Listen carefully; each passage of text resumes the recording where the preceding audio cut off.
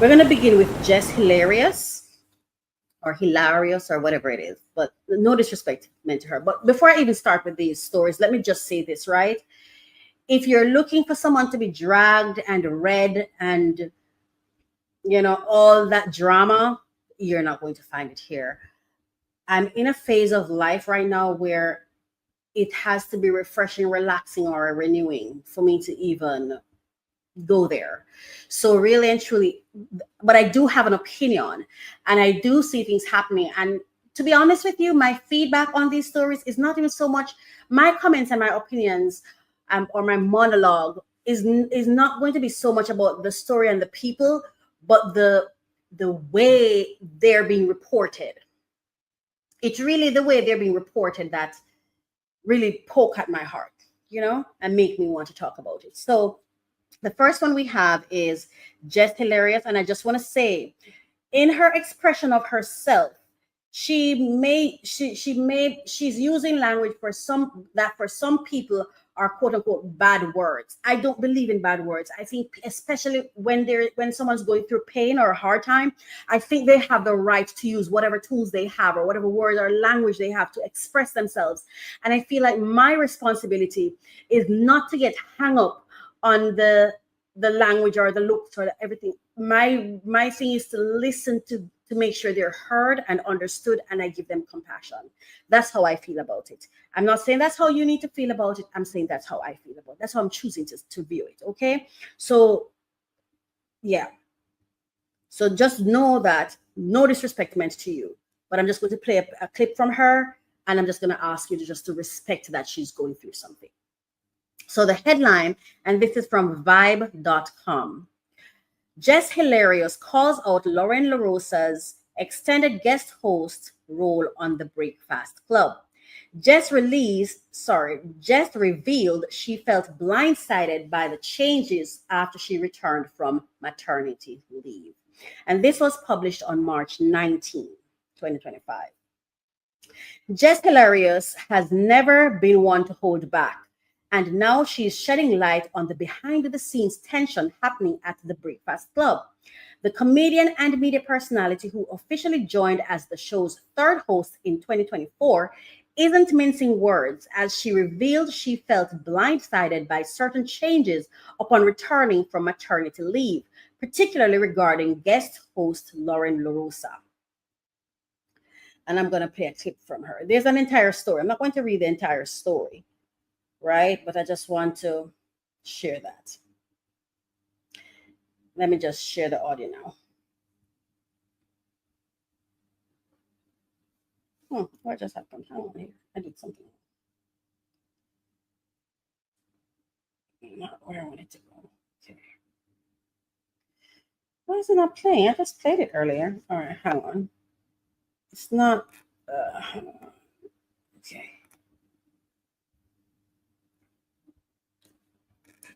Person, not one. Ooh, hang on. What's going on? I don't know what's going on. I played it earlier, right here. Okay, so there's an issue. So I'm not going to play it anymore. There's an issue. I played it before and it played, and now it's not playing anymore. What is this? Right. So how it's not okay? Maybe who knows? It's internet, right? Maybe they have removed it from it. I don't know. This should have. Right. Something's going on. I think that maybe they probably remove it from the website or something. I'm not sure. But let me just read and share with you what she was saying. She said, "We supposed to be a team, but not one person comes to my defense at all, ever," she vented in her video. With this online, SHIT, I feel played with. I feel played with. So I'm gonna play with gas. I've been quiet a lot, despite speculation. Jess made it clear that she's still very much a part of the Breakfast Club crew, but did initially resent LaRosa's presence. Over time, she admitted that her issue wasn't with LaRosa, but with how things were being handled behind the scenes. Nah, quote, here's a quote. Nah, it ain't even you I don't like. I'm realizing Jess shared. It's the way the N-word is doing us up here. She also accused the show of painting her as a villain simply for seeking clarity about her role upon returning. This is what I'll say. First of all, I know sometimes we can get very caught up in, oh, she said it this way or she did it that way, or why is she talking about it? Everyone has the right to express themselves, and we ought to give people, we have to create an enabling environment for persons to be able to express themselves and vent issues out, because otherwise we don't have healthy environments. We have to have ventilation of feelings and how people are handling things.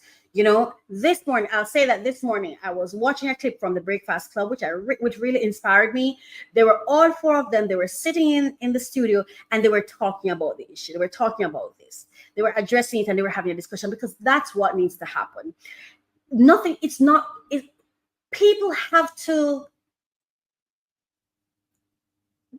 have to address things the best way they know how. We can look at them and say, oh, you shouldn't have done it this way. You should have done. They are doing their best, not your best, their best. This is the best way she knew how to get attention, because maybe in the back end she was speaking and she felt like she wasn't getting answers.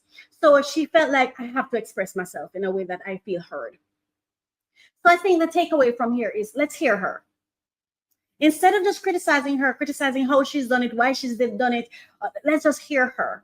It is my hope that the team at the Breakfast Club takes some time to really sit down and really listen to the issues and ventilate them and really just address them, allow them to be aired, and that positive solutions can be sought, because nobody needs to lose their job here. There's no perfect environment. And to the extent that there's a good environment is because much work has been invested to make it so. I know sometimes when women speak, from my experience, sometimes when women, because I've had the experience too, and I've had the misfortune of being in a space where things were happening around me and people gaslight you and pretend like nothing is happening. And when you speak about it, everybody look around like, oh my gosh, what is that? I've never heard that before. You have to advocate for yourself. No one else will advocate for you. This world will shut you up and keep you silent. You have to advocate for yourself. So good for you, Jess. Keep advocating for yourself. My prayer is that you only get better with time. And it's my hope that the outcome of this will be successful communication and a better team morale for all. That's my hope. Now, the other story I want to talk about is Crissy and CMR. Now, Crissy and CMR, that's husband and wife, and they're husband and wife. They're a husband and wife couple who are YouTubers, very successful YouTubers too. The thing that let me just share. Crissy and CMR. I'm sorry.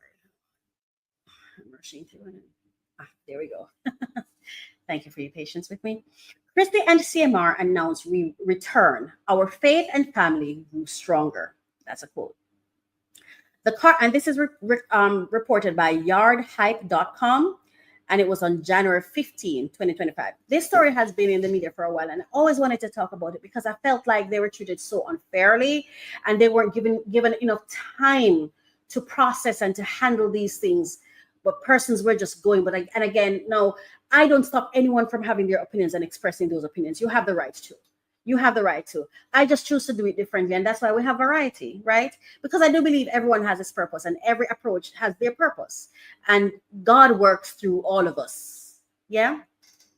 The Carter family issued a statement on Tuesday announcing their return to YouTube, addressing recent allegations involving Crissy and CMR Carter and emphasizing their family's unity and resilience.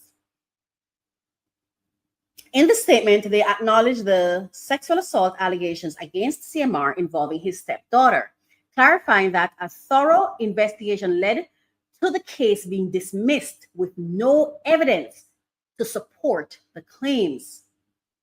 The release, organized under several headings, reaffirmed the family's commitment to integrity, faith, and perseverance. Dated January 12, 2025, the section titled Committed to Integrity, Faith, and Resilience expressed gratitude to supporters throughout the investigation and confirmed that the case against CMR was officially dismissed. Now, I'm not even going to go any further. This is what I'm going to say. We either have faith in the authorities or we don't. We have to decide. You can choose, and not just that. We're flawed human beings. None of us are perfect. We are making mistakes and terrible mistakes on a daily basis. Yes? Not just that, this is a family. There is no strong family that has not gone through perilous times. And I have to thumbs up these people for keeping it together and not breaking their family apart. Every child deserves to have a family, and a family must be fought for.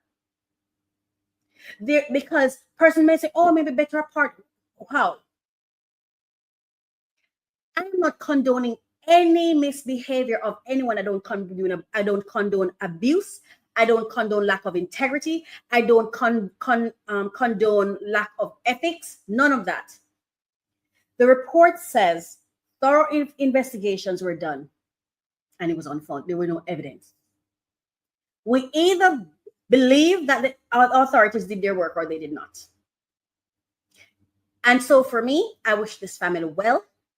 Tremendous strength under pressure. Oh, you've inspired me, because we have to decide what is a marriage. When I hear people are coming down on her, you're not choosing your family. First of all, let's get this clear. None of us can love her children like she does. It's amazing how we are when it does not involve our own, when it's not our hard work that we need to do. We are experts in other people's business. And when it comes to ours, I was watching this clip the other day. Monique was doing, it was a Love and Hip Hop. When they have that final talk, I don't know if you call it a reunion or whatever, when they were reunion, yes. And they were having a conversation with Peter. And for those of you who watch, if you don't watch it, I don't think you're gonna understand, and I'm sorry for that. But his name is Peter Guns, and then you have Amina Butterfly, and then you have the oh my gosh, I'm so sorry, I forgot her name. And she's the one that was talking. I suspect she was the first mother of his, she was first before Amina. And she made a statement where she said, I don't, so to the effect, I'm paraphrasing, to the effect of, I don't deal with cheating men, blah, blah, blah. So Monique, who was the host, she said, you mean tonight? Are you talking tonight? You don't deal with cheating tonight because, and then she reminded her, remember when you knew he was cheating with this young lady, you continued being with him. The reason I'm saying that is to say this. We are so righteous when the spotlight is not on us. How much are we sweeping under the rug in our own lives? But people want to show up and behave as though they love these children more than their parents do. People, they love their children and they love each other. We have to decide what's a marriage. We say in good and in bad, in sickness and in health. What is a marriage? I've never been married. I don't know if I have the capacity for marriage, but I do know that I hope that if I ever make those commitments, that I have the fortitude to see it through. And these people have inspired me. Terrible things happen and will happen. How we move through them, how we rise from them, how we heal from them matters. And tearing people apart isn't the way, or isn't always the way to go. Give them time, let them work it out. Whatever happened, let's wish them well. Let's wish them well. That's all I do. I wish you well. I want to say thank you for your story. I am inspired by your resilience, by how you're working through this together, how you're handling this in the public. It's not my place to judge you, because let me tell you something. There's a thing called karma. There's a thing called universe. The universe will do what the universe is to do. I trust my God. And if someone needs to be protected here, God will declare protection. And if someone needs to be held accountable here, God will leave that in your hands, because we know you will handle it. I don't have to tear anybody down. Thank you for your story. And as I read your story, I just want to say it inspired me that should I ever get into a marriage, I need to get into it with a clear mind. Family is the most important institution in society. It's the first. And if you're not going to fight to hold your family together, then what are we doing? Bad things will happen. We have to plan knowing bad things will happen. We have to plan knowing that no one is perfect. We have to plan with that in mind and develop strategies to manage what might happen without having to throw people away.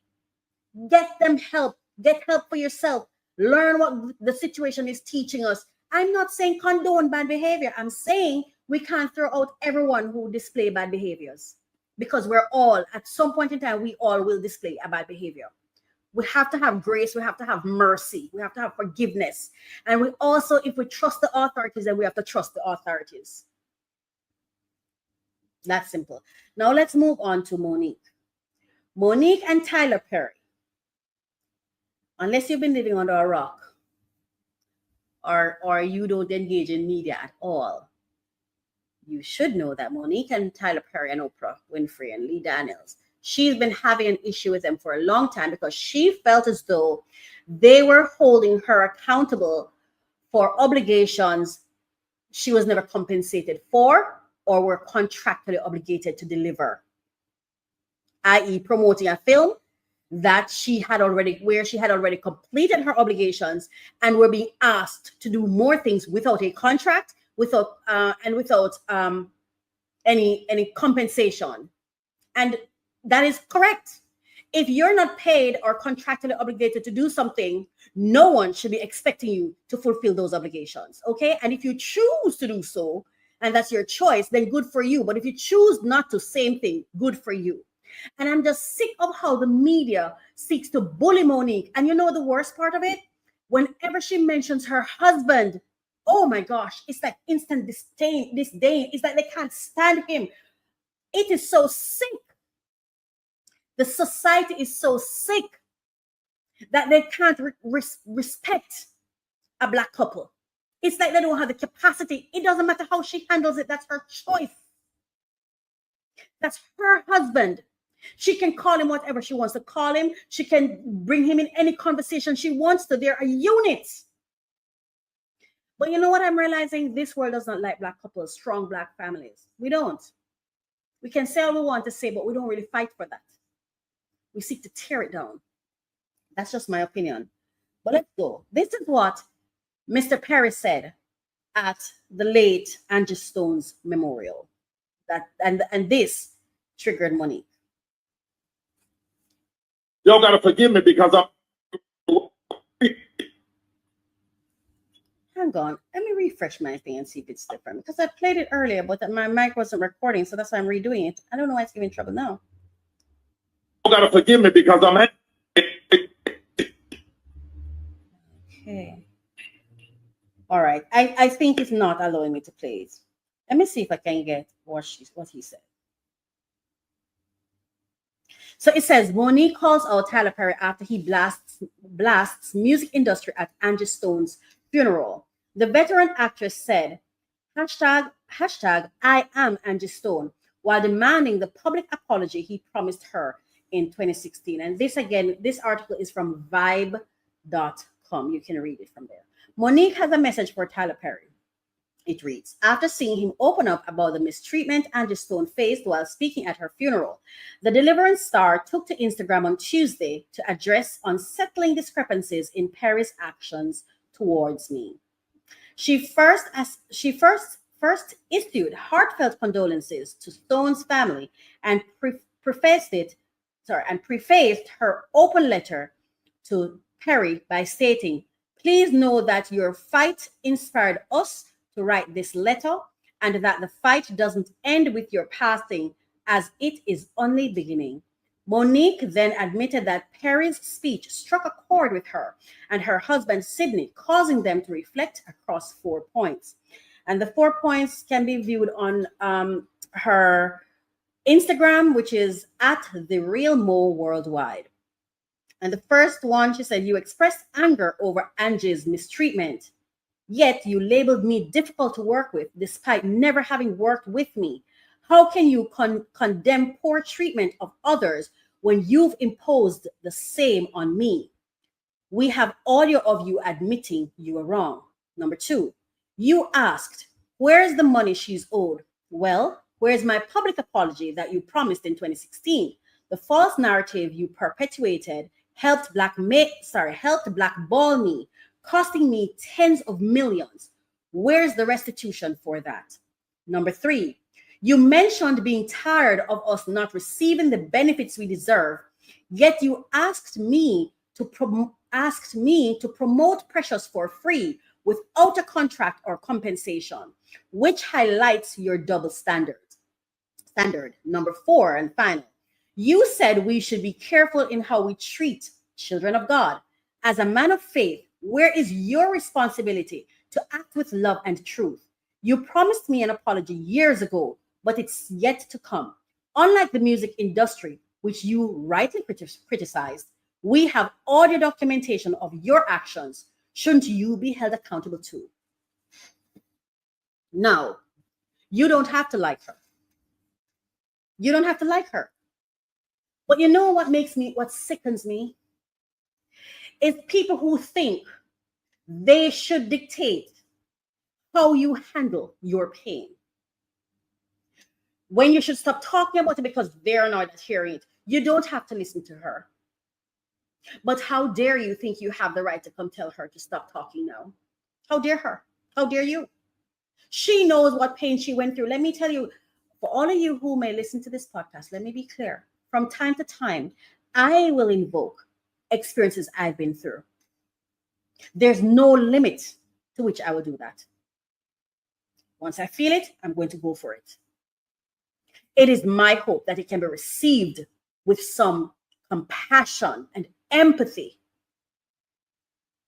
Monique, you have the right to ask him this, because if you heard, you should go and listen to Tyler Perry and the way he expressed himself. And let me tell you, to be honest with you, Mr. Perry, I have nothing against you whatsoever, but I just don't believe you when you speak. I really don't.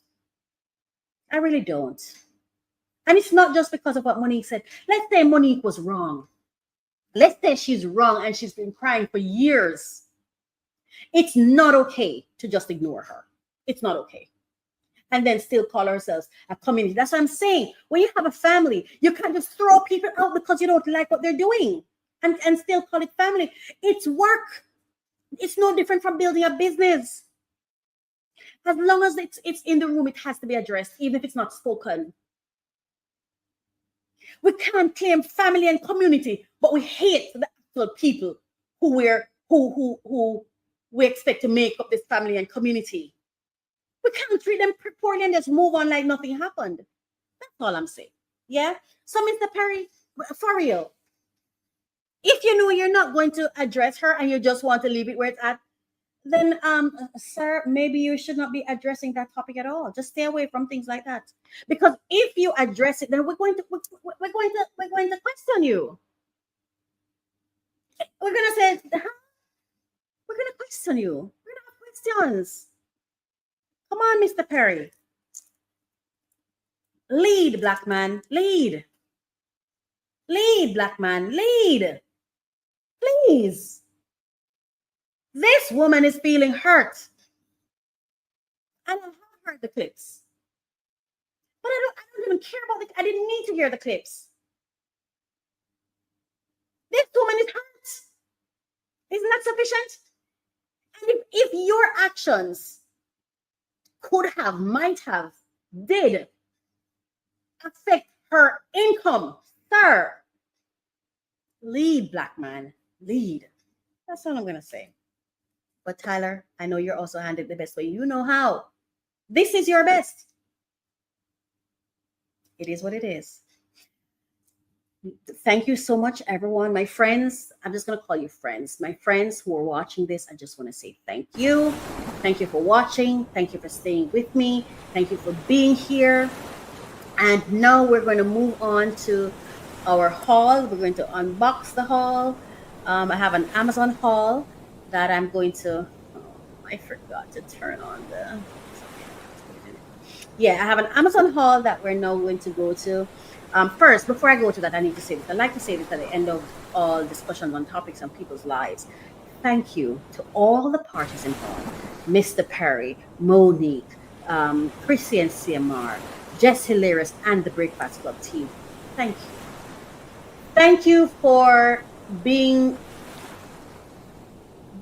for your life experiences and stories that we're able to use and as lessons and grow from. You're the one going through it. We're not. You're the one going through it, and it's not easy when you're going through challenges. It's not easy. But that we are able to even talk about it, and I want to thank the people who pull the stories together, do that work, so that it can be less work for me. I just want to say thank you for the story, thank you for your experience, and I wish you nothing but the best. Nothing but the best. All I send towards it is positive energy, empathy, compassion, grace, mercy. Because it cannot be easy, but you are doing it anyway. You are doing it anyway, and I'm inspired by that. So thank you so much. Love to open new packages. There will be the latest information on top funding opportunities for entrepreneurs who are seeking funding. Come along with me. I'm Coach Raquel, and this is a passion project for me. So I'm so happy to bring this to you. Thank you so much for listening. Thank you for watching.